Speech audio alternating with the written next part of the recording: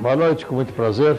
Estamos abrindo a Semana Farroupilha com um grande gaúcho, Luiz Carlos Barbosa Lessa, patrono da Feira do Livro. Finalmente te reconheceram como escritor, dissesse, né? Parece. E aí, Lessa, quantos anos, né? Um bocado de tempo, né? Tu lá no mato? Estou lá no mato.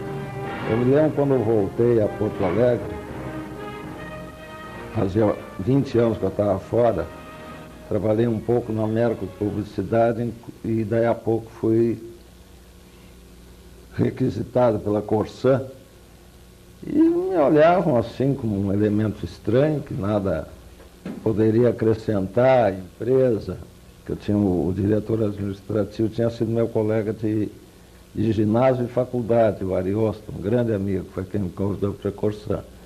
E eu não sabia quem eu era, um paulista lá.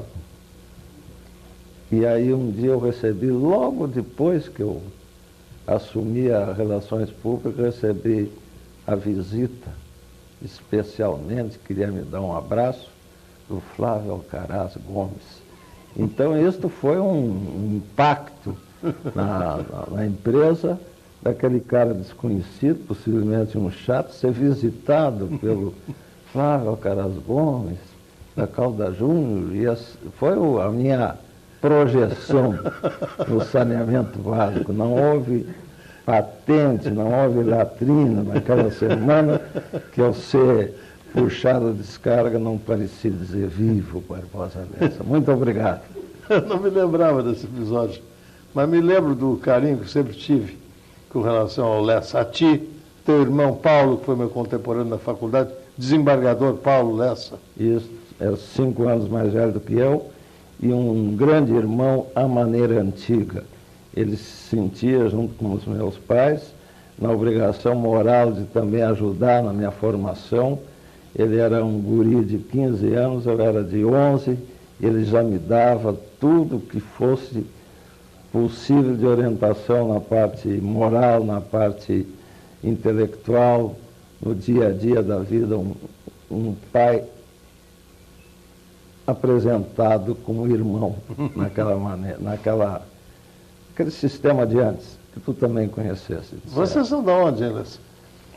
A minha família é de Canguçu, pelos dois lados, Barbosa e Lessa.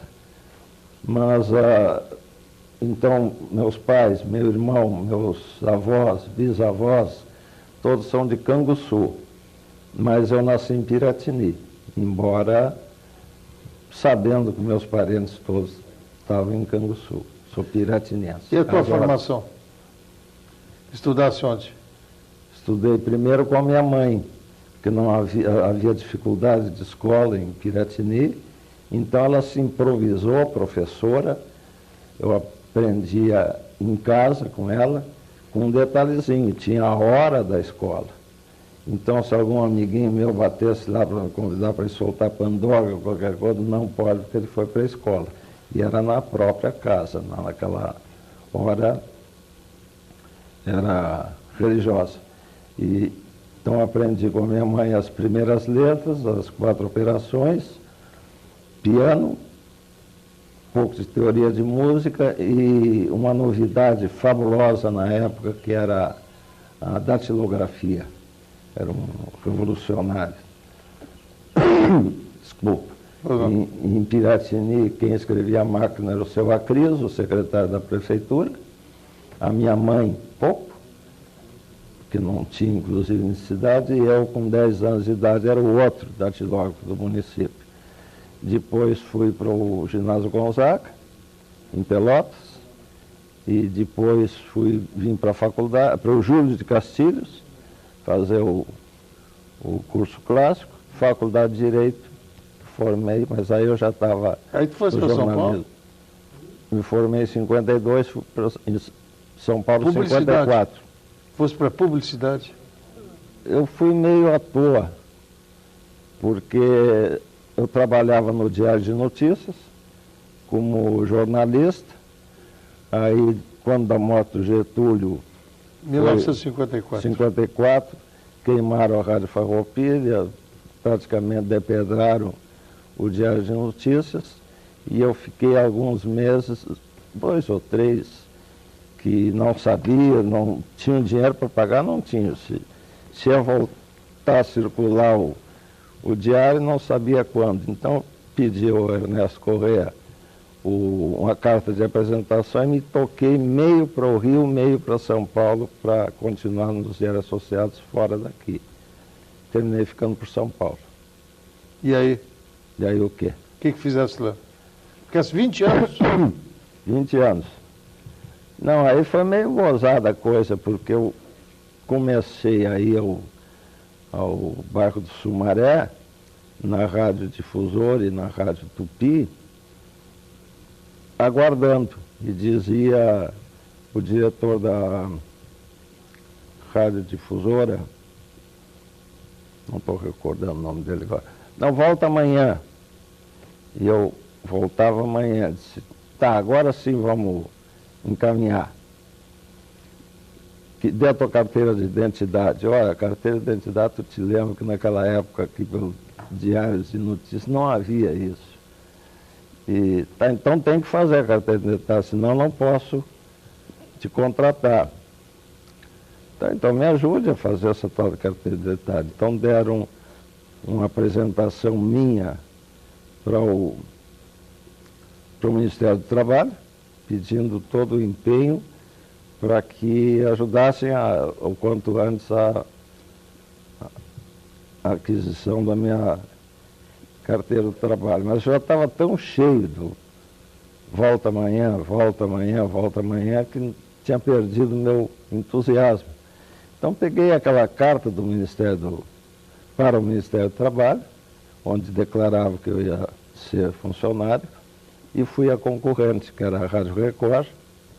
Procurei o Talma de Oliveira, que era o supervisor artístico, e disse, olha, estou vindo do Rio Grande do Sul, vou trabalhar aqui nos diários, mas sempre eu sonhei trabalhar na Record. Eu acho formidável a Record. Então, vamos ver. Aí falaram com o Paulo Machado de Carvalho, Que era o dono. que era o dono, e não foi volta amanhã, que era o que estava me cansando. Foi exatamente, disseram isso, olha, em rádio nós não temos vaga, mas precisamos muito de produtor de televisão que nos faça teleteatro, coisa assim, novelas. Tu pode trabalhar, mas claro, eu tinha visto uma vez na casa do Guilherme Corrêa, uma caixinha assim com os bonequinhos se movimentando e falando, era o que eu conhecia de televisão. Não podia dizer para uma empregadora que eu não entendia lufas. Então fiz primeiro programa, que era a época de Natal, para o dia de Natal, onde eu cheguei no estúdio sem saber nada do que eu tinha que fazer, mas não podia dizer que eu não sabia, né? Então fui tapeando daqui, tapeando ali. Na época que não havia gravação, não, era tudo ao vivo, mas graças a Deus a Santa Paciência, que é a santa minha devoção, me ajudou mais uma vez e eu consegui me sair muito bem, relativamente bem, dessa minha primeira guerra com a televisão, que é um veículo fabuloso, mas ele é cheinho de problemas de execução. Né? Tu eras que tinha 20 e poucos anos. Sozinho lá? Sozinho. Eu tinha 24 anos. E esses 20 anos que lá passaste? Eu comecei na Você TV Record. Depois eu montei, fui o primeiro, o segundo no Brasil a montar um escritório de produções artísticas, em geral. Havia o Abelardo Figueiredo, mas era exclusivamente balé, alguma coisa musical, e eu me abri para qualquer tipo de produção. Então, nesse escritório independente, eu comecei a produzir para a Rádio Record, para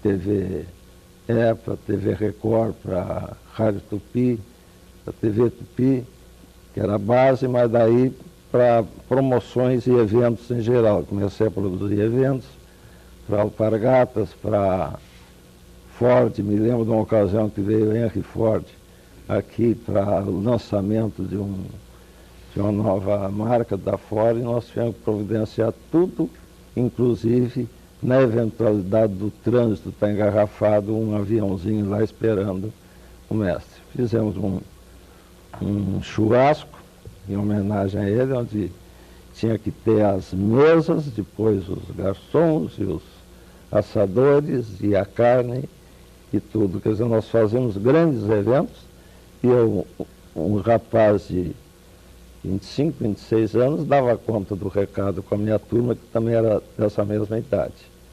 Aí terminei, depois da Revolução de 64, ficou muito difícil esse mercado, ninguém fazia suas promoções, fui trabalhar na Thompson Publicidade como chefe de grupo de criação. Daí passei para a Mercury, e a Mercury me trouxe para Porto Alegre, em 74. A Mercury era do Hugo Hoffmann. Hugo Hoffmann. E o Geraldo Assis, que faz 30 anos que não vejo. Ô Lessa, e desses 20 anos em São Paulo, as tuas raízes, a tua ligação com o Rio Grande, que as mantivesse em que termos? Em termos de, primeiro, gravar a música das danças gaúchas que eu havia... Quando começaste? Qual foi a tua primeira composição? Não, aí eu estou falando das danças. Música é outro capítulo. Sim, sim. Depois a gente pega, senhor? Sim, depois pegamos. Tá, porque eu fui para tentar a gravação das danças gaúchas. Danças e a edição da coreografia para eventuais interessados, que nós queríamos lançar esse material para os CTGs. Então consegui editar o manual com o Irmãos Vitale, editora, e gravar um LP específico das danças gaúchas com Inesita Barroso, o que fez com que os paulistas conhecessem as nossas danças antes mesmo dos rio-grandenses. E as pesquisaste onde? Eu tinha ido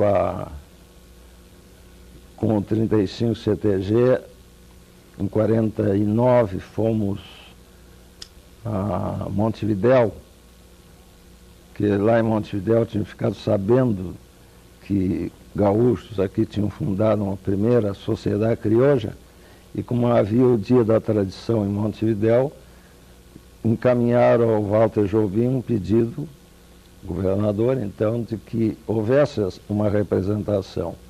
E o Walter Jobim, então, transferiu ao 35 essa convite, e lá nós fomos, uns 7 ou 8, mas o Walter Jobim fez questão de que fossem alguns oficiais da brigada para impedir que nós fizéssemos qualquer uma vergonhada lá, sendo tão jovens assim, gurias.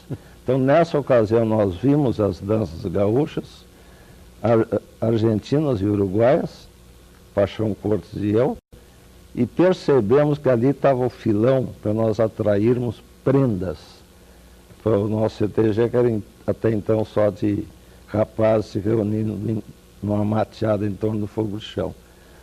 E vê bem, eu acho isso importante na nossa biografia.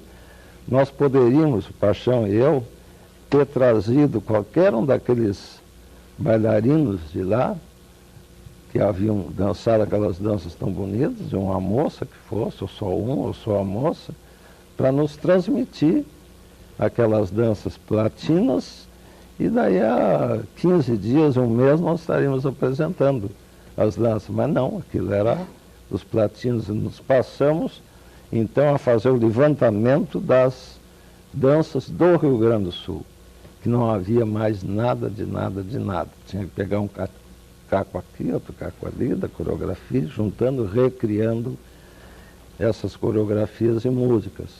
Isso levou 2 anos de